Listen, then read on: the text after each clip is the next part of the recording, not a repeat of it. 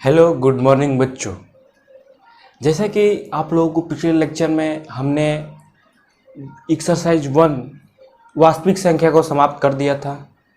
अब आप लोगों के बीच आज अध्याय 2 बहुपद स्टार्ट करेंगे। तो आप लोग कंटिन्यू वीडियो को देखते रहिए और अपने दोस्तों के साथ शेयर करते रहिए। अगर आप लोग अपने दोस्तों के पास शेयर कीजिएगा तो वो लोग इससे लाभ ले सकेंगे। और हाँ, आप लोगों को मैं बता दूं कि आप लोगों के जितने भी डाउट्स हैं, कुछ भी हमसे क्वेश्चन करने हो तो आइए व्हाट्सएप में आइए, जुड़ जाइए। आई बटन पर उसका लिंक मिल जाए, डिस्क्रिप्शन बॉक्स में भी है, आकर जुड़िए हमसे। और वास्तविक संख्या आप लोग नहीं देखे हैं तो जाकर देखिए, आई बटन पर उसका लिंक आ रहा होगा, डिस्क्रिप्शन बॉक्स में भी लिंक है, तो जाइए देखिए। ठीक है, तो आइए अब अध्याय 2 को स्टार्ट करते हैं।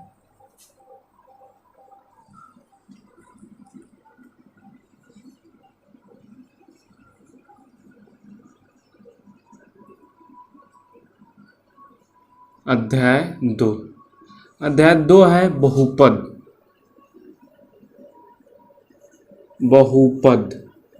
बहुपद कहने से हम लोगों को डायरेक्ट क्लियर हो रहा है कि बहु का मतलब हो जाएगा बहुत। अब पद का मतलब पद, बहुत सारे पदों के मेलन को बहुपद कहते हैं। ठीक है, अब बहुपद को पदों के अनुसार विभाजित किया गया है। तो आप लोग देखिए, बहुपद को पदों के अनुसार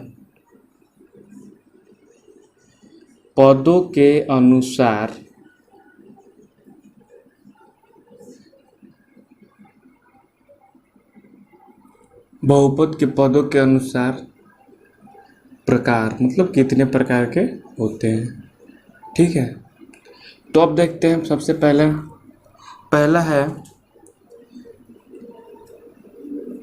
देखते हैं। पहला होता है एक पदी।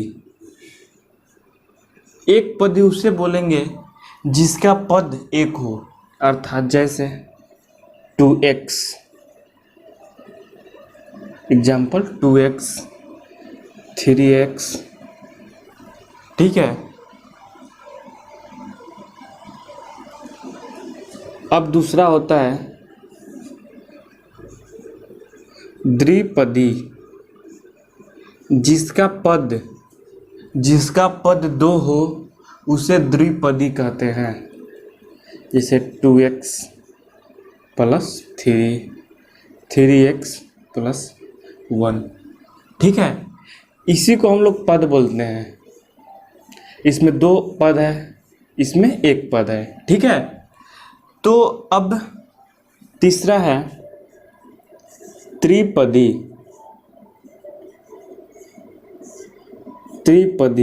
जिसका पद 3 हो, example 2x square plus 3x plus 2, या 3x square plus 2x plus 3। ठीक है, अब चौथा आता है चतुर्पदी।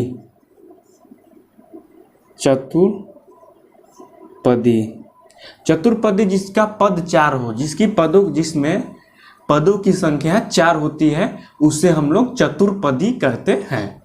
तो चतुर्पदी यहाँ पर हो जाएगा 3x³ plus 2x square plus 3x plus 1। एक और ले लेते हैं 4x³ plus 3x square plus 2x plus 1। ठीक है, ये हो गया पदों के अनुसार इसका प्रकार। अभी बहुत सारे प्रकार हो सकते हैं, पंचपदी, षष्ठपदी, सप्तपदी, अष्टपदी, नौपदी, 10पदी, मतलब अनगिनत हो सकता है। लेकिन हम लोगों को 4 ही पद बस पढ़ना है। ठीक है, तो इसको नोट डाउन कर लीजिए।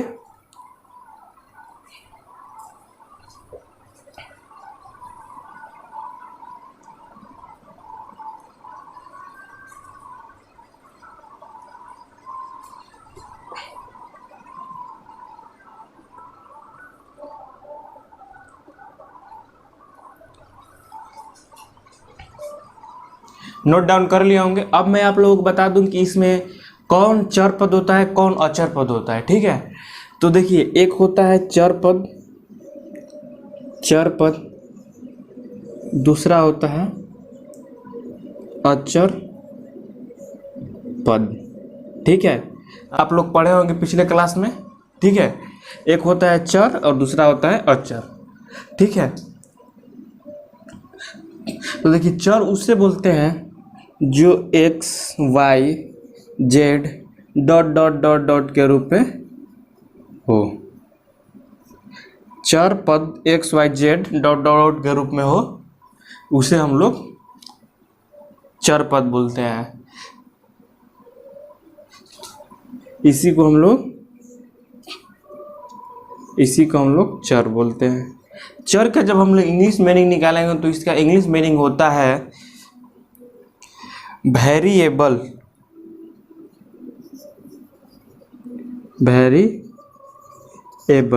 जो नॉट फिक्स्ड होता है, नॉट फिक्स्ड वैल्यू होता है। ठीक है, इसका वैल्यू फिक्स नहीं होता है। ठीक है, देखिए यहाँ पर एग्जांपल यहाँ पर दिखा रहा हूँ आपको। देखिए, वेरिएबल मतलब चर, नॉट फिक्स वैल्यू, इसका वैल्यू फिक्स नहीं होता है। देखिए यहाँ पर एक्स का वैल्यू कितना है 2, यहाँ पर एक्स का वैल्यू कितना है 3, यहाँ पर एक्स स्क्वायर का वैल्यू कितना है 3, एक्स स्क्वायर का वैल्यू यहाँ पर कितना है 3, यहाँ पर देखिए एक्स क्यू का वैल्यू कितना है इतना, फिर यहाँ पर देखिए एक्स क्यू का यहाँ पर वैल्यू कितना है, यहाँ पर एक्स का वैल्यू एक्स 2x स्क्वायर का वैल्यू कितना है, यहाँ 3x स्क्वायर का वैल्यू यहाँ पर कितना है। तो ये जो होता है चर का वैल्यू फिक्स नहीं होता है। लेकिन वहीं अचर पद की बात करें तो इसका वैल्यू इसका जो होता है वो फिक्स होता है, वैल्यू इसका फिक्स होता है, यानी कि कांस्टेंट होता है। ये कांस्टेंट, जब इंग्लिश में इसका मीनिंग निकालें तो ये कांस्टेंट होता है, वैल्यू फिक्स होता है, यानी कि कांस्टेंट होता है। अचर और कांस्टेंट का एक और मीनिंग निकालें तो स्थिरांक होता है, स्थिरांक होता है। ठीक है, स्थिरांक। अब इसका हम एग्जाम्पल के लिए ले लेते हैं 1 2 3 4। ये देखिए कांस्टेंट वैल्यू है, मतलब ये चेंज नहीं होता, इसके आगे पीछे कहीं भी चेंज नहीं होगा। अगर आप एक यहाँ पर इक्वेशन लिखे 2x प्लस 3, अगर देखिए, अगर आप लोग इसको देखेंगे तो ये कांस्टेंट ही है यहाँ पर। अगर अगला इक्वेशन भी लिखेंगे 3x प्लस 2, देखिए ये भी एक कांस्टेंट है, ये भी कांस्टेंट है, और ये इसका वैल्यू चेंज हो रहा है। ठीक है, इसका वैल्यू कांस्टेंट होता है। ठीक है, अगर यहाँ पर 3 भी लिख दें तो कांस्टेंट है। ठीक है, ये कांस्टेंट वैल्यू इसको बोलते हैं, इसको वेरिएबल, जो चेंज होते रहता है, अपने प्रश्न के अनुसार चेंज होते रहता है। ठीक है, तो यहाँ तक आप लोगों को डाउट्स क्लियर हो गया होगा। ठीक है, नोट डाउन कर लीजिए, नोट डाउन हो गया होगा। ठीक है,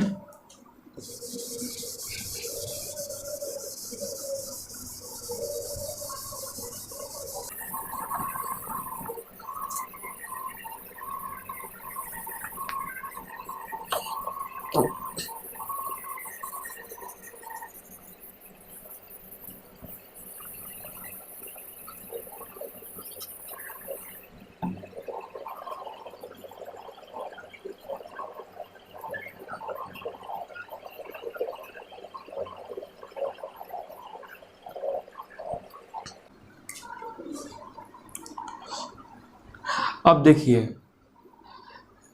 देखिए एक आप लोगों को पद के अनुसार इसके प्रकार बता दिए थे। अब आप लोगों को हम घात के अनुसार बताएंगे। घात के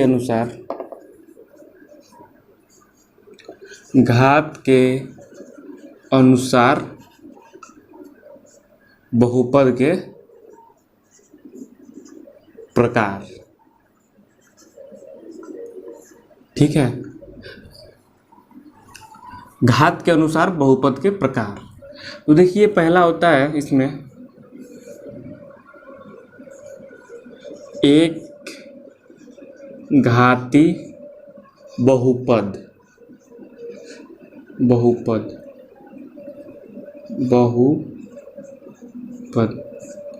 जिसमें जिसका घात एक होता है उसको हम लोग एक घाती बहुपद कहते हैं। एक घाती बहुपद उसे बोलते हैं जिसका घात एक होता है, जैसे 2x + 1। देखिए x का घात कितना है 1, 3x + 5, इसका भी घात कितना है 1। तो इसको हम लोग बोलते हैं एक घाती बहुपद। एक घाती बहुपद का ही एक दूसरा नाम होता है रैखिक।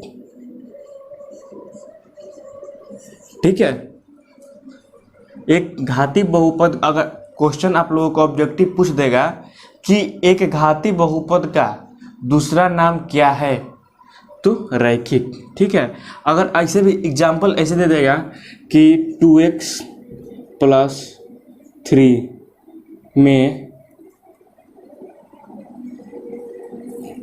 कौन सा घात है,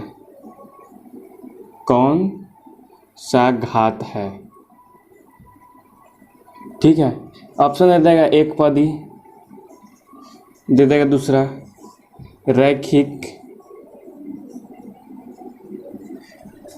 तीसरा दे देगा ए और बी, और चौथा दे देगा द्विपदी। तो आप लोग तीसरा मार देगा, यानी कि एक पदी और रैखिक बोलेंगे इसको, क्योंकि इसका पावर 1 होता है। ठीक है,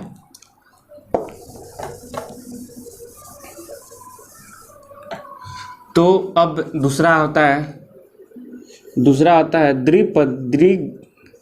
द्विघाती बहुपद। द्विघाती बहुपद किसे बोलते हैं? जिसका घात 2 होता है, उससे हम लोग द्विघाती बोलते हैं। देखिए इसका x का कितना है घात 2, इसलिए इसको द्विघाती बोलेंगे। 5x² + 2x + 5, एक क्वेश्चन दे देगा आप लोगों को और ऑप्शन दे देगा 4 कि इसमें से पहचानिए कि इसमें कौन सा घात है। ऑप्शन दे देगा कि रैखिक, द्विघाती, त्रिघाती, चतुर्घाती। ठीक है, तो अब ये भी पूछ देगा आप लोगों को प्रश्न ये। अब इसका हम व्यापक रूप की बात करें, इसका एक व्यापक रूप भी होता है। अगर बोल देगा आप लोगों का कि एक पदी का व्यापक रूप क्या होता है, तो एक पदी का व्यापक रूप होता है एक ax + b। ठीक है, ax + b के रूप में ही होता है। देखिए ये इसको मान लिया a, ये और b इसको मान लिया। ठीक है, ax + b। अगर द्विघाती बहुपद का व्यापक रूप पूछ देगा तो आप लोगों का हो जाएगा ax² + bx + c। ये क्वेश्चन पूछा भी है, क्वेश्चन बैंक उठाकर देख लीजिएगा आप लोग, प्रीवियस ईयर के क्वेश्चन पेपर में दिया है, बहुत बार ये क्वेश्चन आया हुआ है। अगर दे देगा ax + b किसका व्यापक रूप है, या एक घाती बहुपद का व्यापक रूप इसमें से कौन है, इसमें से ऑब्जेक्टिव क्वेश्चन इससे ज़्यादा बनने की संभावना बनती है। तो आप लोग अच्छा से पढ़िए, मन लगाकर पढ़िए और कंटिन्यू वीडियो को देखिए, स्पिक कीजिएगा तो आप लोगों की घाटा ही घाटा है।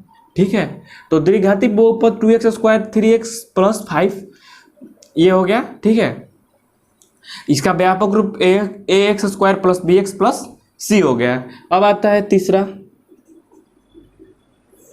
त्रिघाती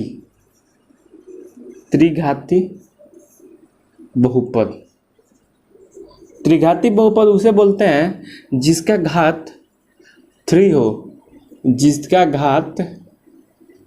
हो, उसे हम लोग त्रिघाती बहुपद कहेंगे। ठीक है, उसको हम लोग त्रिघाती बहुपद कहेंगे। इसका अगर व्यापक रूप की बात करें तो इसका व्यापक रूप हो जाएगा ax³ + bx² + cx + d। अगर हम घात के अनुसार बहुपद के प्रकार बात करें तो इस चैप्टर में 3 से ज़्यादा नहीं पढ़नी है। अगर चौथा कभी बात आ जाता है, चौथा इजी है। देखिए कैसे इजी है। अगर त्रिघाती बहुपद है, यहाँ पर चतुर्घाती रहेगा तो 4 यहाँ पर घात के पावर 4 हो जाएगा। ठीक है, तो इसमें घबराने की बात नहीं है। नोट डाउन कर लीजिए इसको, ठीक है। नोट डाउन कर लिए होंगे, इसको मिटाते हैं हम।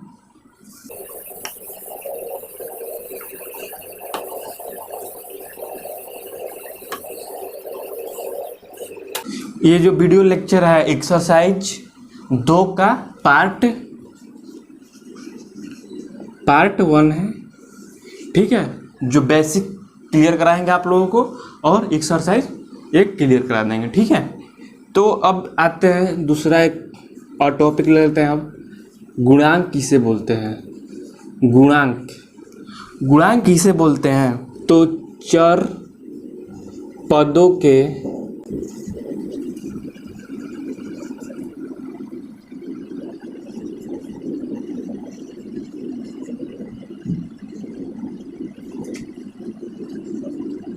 गुणांक उसे कहते हैं चर पदों के आगे वाले अंक को गुणांक कहते हैं। जैसे ये x हो गया, इसके आगे 2 हो गया, तो इसका गुणांक है। अगर आप लोगों को क्वेश्चन इस टाइप के क्वेश्चन में कैसे आप लोगों को इससे आप लोगों को कैसे ऑब्जेक्टिव पूछेगा, मैं आप लोगों को बता दूं कि देखिए पूछ देगा कि प्रश्न में कि निम्न में से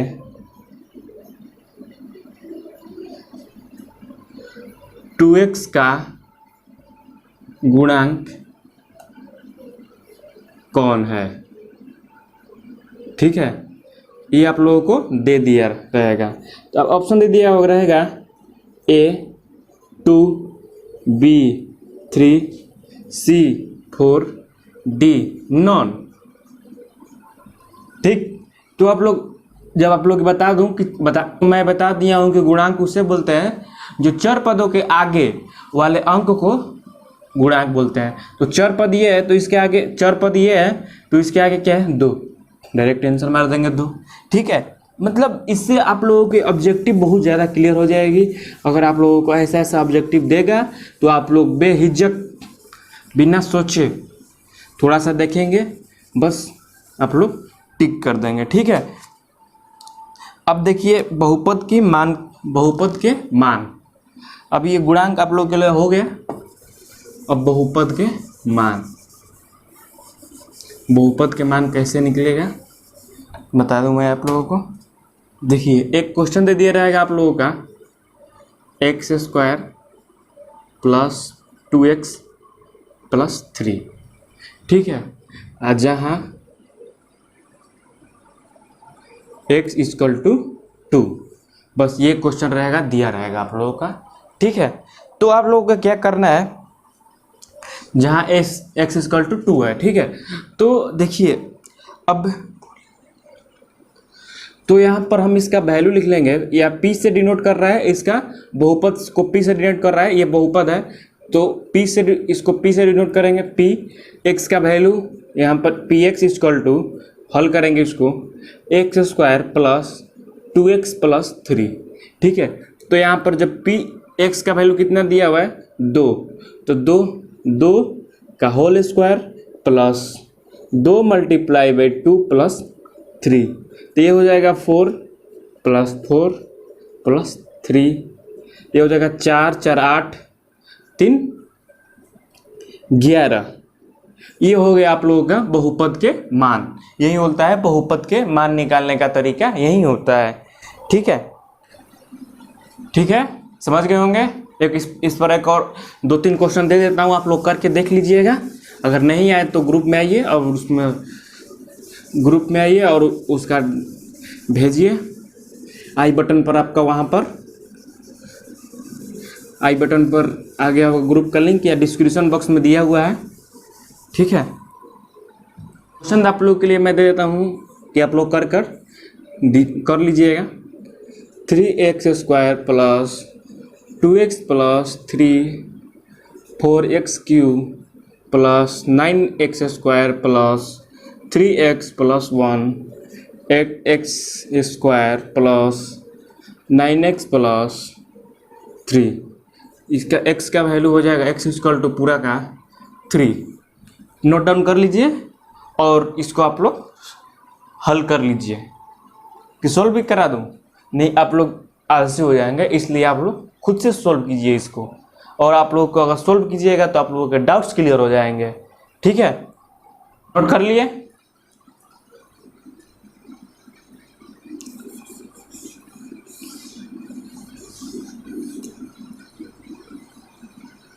ठीक है, इसको मिटाते हैं, नोट डाउन कर हो गया होगा। नेक्स्ट टॉपिक, शून्यक। किसी बहुपद का शून्यक कैसे निकालेंगे मैं आप लोगों को बता दूं। शून्यक कैसे निकालेंगे मैं आप लोगों को बता दूं। देखिए ये क्या होता है, शून्यक क्या होता है कि शून्यक बहुपद का वह मान होता है जो जिसको वापस से उसी बहुपद में प्रतिस्थापित करने पर, यानी चर के स्थान पर उसे रखने पर उस बहुपद को शून्य कर देता है। उसे हम लोग शून्यक बोलते हैं। ठीक है, ये आप लोगों को इक्वेशन एक दे दिया हुआ, एग्जाम्पल के लिए इक्वेशन ले लूँ मैं।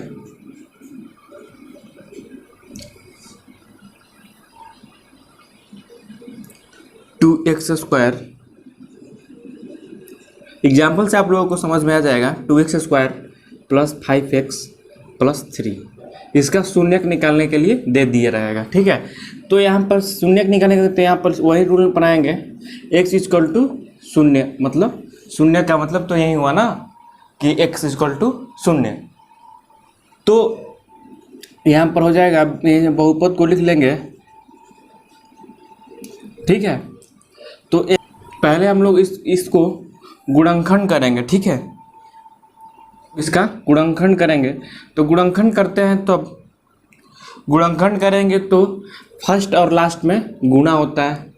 तो कितना हो गया 6x²। इसको हम लोग मन में रख लेंगे, ये नहीं कि इसको दर्शाएंगे। ठीक है, तो इसको अब हम ऐसे तोड़ेंगे, 5x को ऐसा तोड़ेंगे कि मल्टीप्लाई करेंगे तो 6x² आ जाएगा, 6x² आ जाएगा। तो अब तब जब हम लोगों को ऐसा तोड़ना है कि ऐड करने पर 5 आ जाए और मल्टीप्लाई करने पर 6x² आ जाए, ऐसा इसको तोड़ना है 5x को। अगर हम 3x प्लस 2x इसको दोनों को मल्टीप्लाई करेंगे तो 6² आ जाएगा, अगर इन दोनों को जोड़ेंगे तो 5x आ जाएगा। सो इसलिए 2x² plus 2x plus 3x plus 3। ठीक है,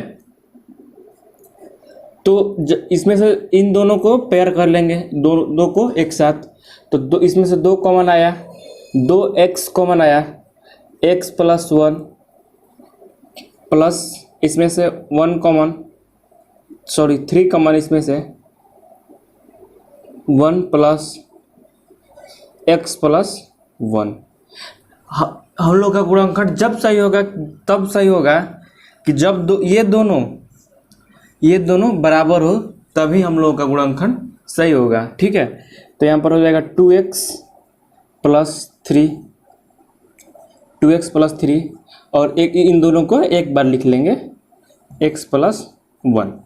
ठीक है, अब यहाँ पर px इक्वल टू, इसका शून्यक निकालना है तो यहाँ पर हो जाएगा 2x प्लस 3 इक्वल टू 0, और दूसरा हो जाएगा x प्लस 1 इक्वल टू 0। ठीक है, जब ये 2x इक्वल टू यहाँ पर 3 प्लस में इधर जाएगा तो माइनस, x इक्वल टू -3/2 हो जाएगा, और यहाँ पर x इक्वल टू -1।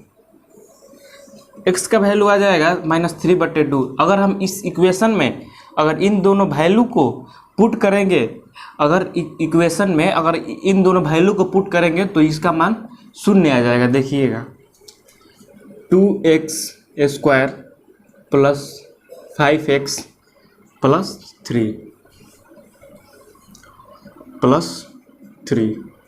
ठीक है, तो यहाँ पर हो जाएगा, देखिए जब x का वैल्यू हम लोग -1 रखते हैं, 2 - 1 के होल स्क्वायर प्लस 5 - 1 x का वैल्यू प्लस 3।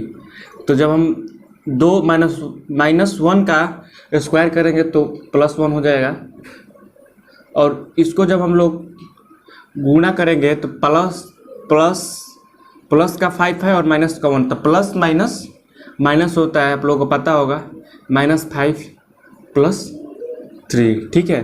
तो यहाँ पर हो जाएगा 2 - 5 + 3, तो हो जाएगा यहाँ पर देखिए प्लस का यहाँ पर भी सिंबल है, यहाँ पर प्लस का, तो दोनों एक जाति का एक साथ जुड़ जाएगा, तो 2 + 3 = 5 - 5 = 0, ठीक है। अब देखिए यहाँ पर से आप देख लेते हैं दूसरा वैल्यू संबंध है, नेक्स्ट टॉपिक, शून्य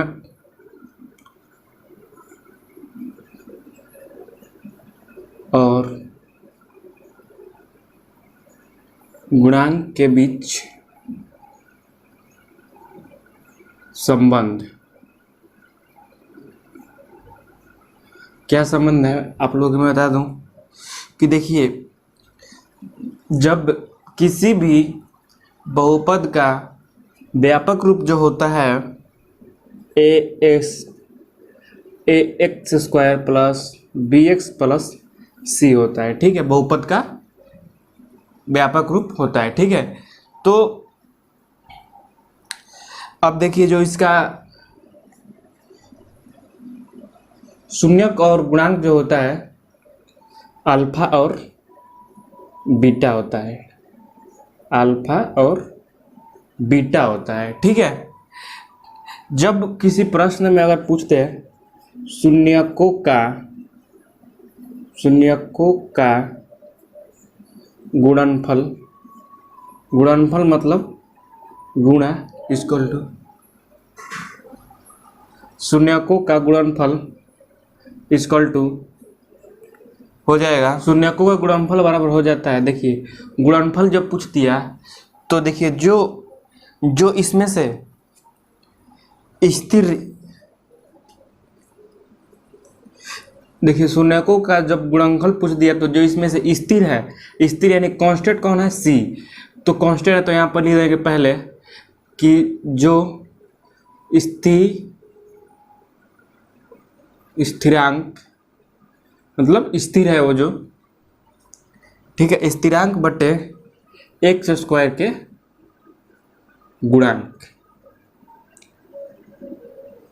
x² के गुणांक, तो शून्यकों के गुणनफल, शून्यकों के गुणनफल यानी कि अल्फा × बीटा इक्वल टू हो जाएगा, स्थिरांक कौन है हमारा c, ठीक, और x² का गुणांक क्या है, x² का गुणांक a, तो c बटे यानी अल्फा × बीटा यानी कि शून्यकों का गुणनफल अल्फा × बीटा होता है इक्वल टू c बटे a होता है। अब एक दूसरा होता है शून्यकों का योगफल, शून्यकों का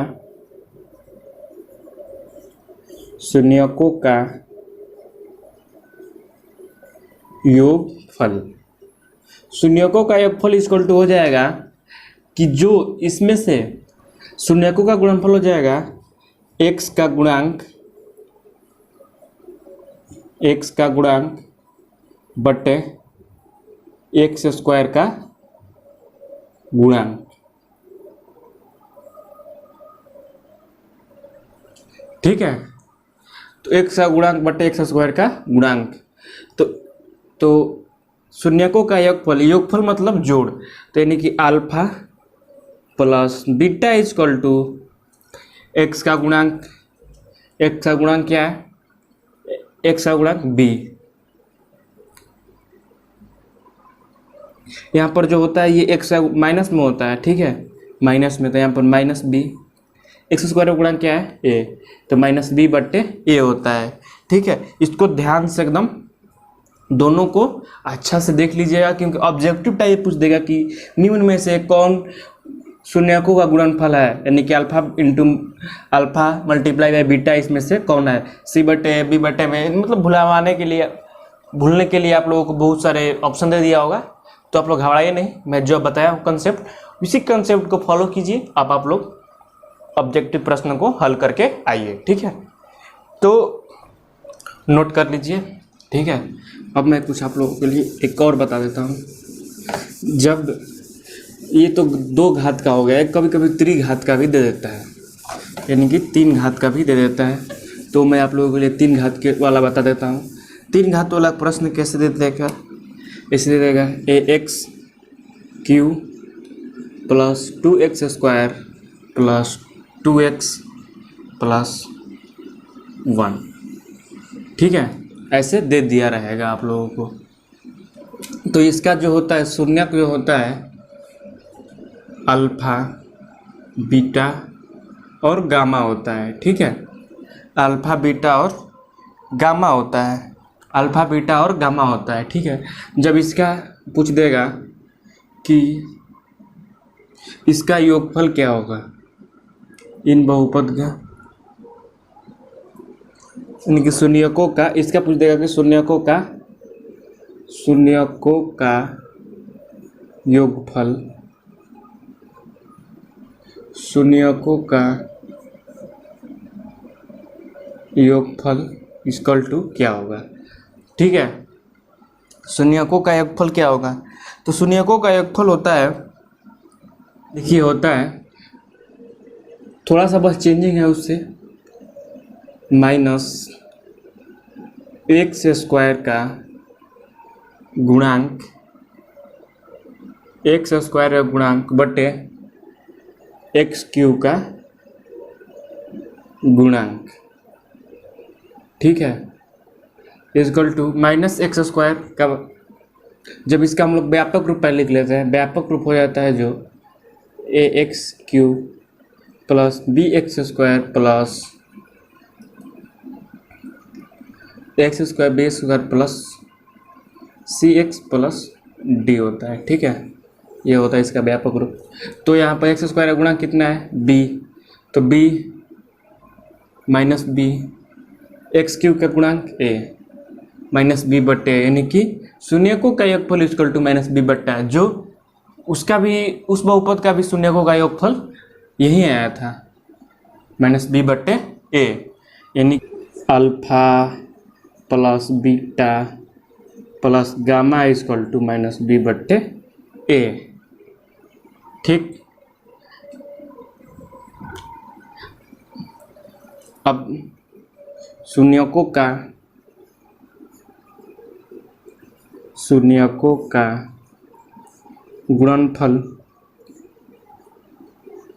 गुणनफल इक्वल टू, राइटिंग थोड़ा अच्छा नहीं है, मैनेज कर लीजिएगा, फिर उसके बाद थोड़ा थोड़ा मैनेज करते रहिए बस।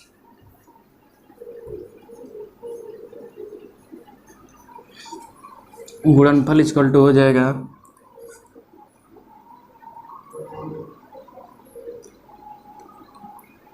स्थिरांक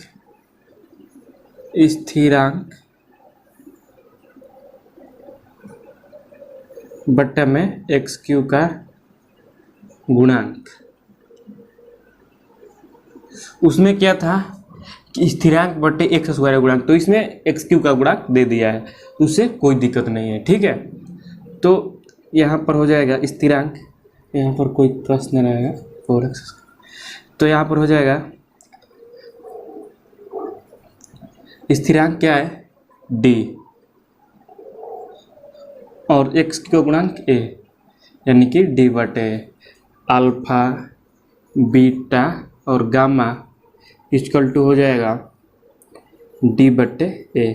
इसको हम लोग एग्जाम्पल के रूप में ले लेते हैं, एग्जाम्पल के रूप में इसको सॉल्व करके आपको मैं दिखाता हूँ। देखिए शून्य को ऐसे दे देगा कि ये आप लोग का बहुपद है, इसका शून्यकों का योगफल ज्ञात करें, ठीक है। इन शून्यकों का योगफल ज्ञात करें तो सिंपली आप लोगों को alpha plus beta plus gamma equal to minus b बटा ए, पहले सूत्र लिख लीजिएगा, सूत्र लिखने के बाद फिर लिख लीजिएगा alpha beta plus gamma equal to minus b का वैल्यू क्या है इसमें 2 माइनस 2, एक का वैल्यू 4, यानी कि -1 बट्टे 2। शून्यकों का योगफल हमने निकाल लिया। अब शून्यकों का गुणनफल पूछ देगा तो क्या होगा, शून्यकों का गुणनफल पूछ देगा तो अल्फा, तो देखिए इसमें क्या बोल रहा है, शून्यकों का योगफल सेम ऐसे लिख दिएगा, तो अल्फा बीटा और गामा इक्वल टू डी का वैल्यू क्या है इसमें 1, और ए का वैल्यू 4। शून्यकों का योगफल 1 - 1/2 और शून्यकों का गुणनफल 1/4। ठीक है, अब मैं आप लोगों के लिए कुछ होमवर्क दे देता हूँ, उसको करके 3 क्वेश्चन पहले भी दिया हूँ और इसको भी सोल्व कर लीजिएगा। ठीक है, देखिए आप लोगों के लिए HW के लिए रहेगा 3, इस सबका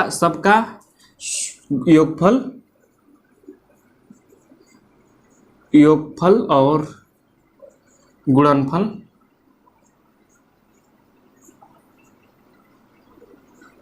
निकालना है।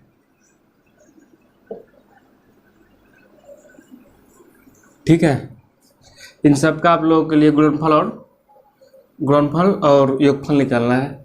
Plus 3x² plus 2x plus 1 3x³ plus 9x² plus 3x plus 2, तीसरा 2x² प्लस 5x प्लस 3, चौथा 8x³ plus 3x² plus 5x plus 5, पाँचवा 9x² plus 8x plus 3x plus 6।